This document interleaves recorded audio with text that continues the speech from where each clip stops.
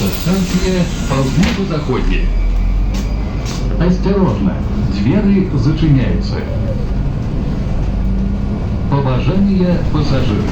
Уступайте месцы для сядзення пассажирам з дзецьмі дашкольнага ўзросту, цяжарным жанчынам, інвалідам і пажылым людзям.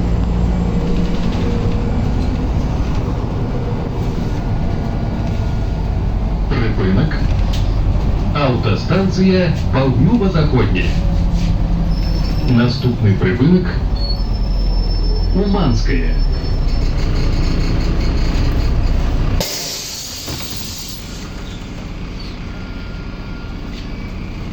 Наступный прыпынак Уманская. Осторожно, двери зачиняются.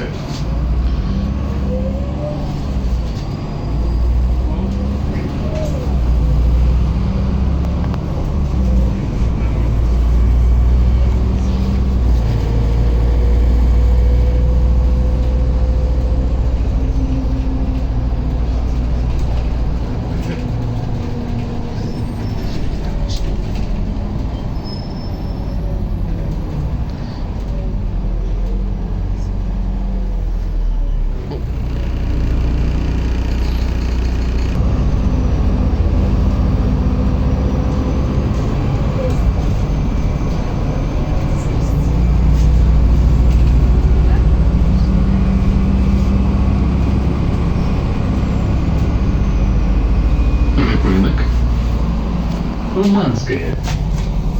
Наступный прыпынак станция метро Михалова.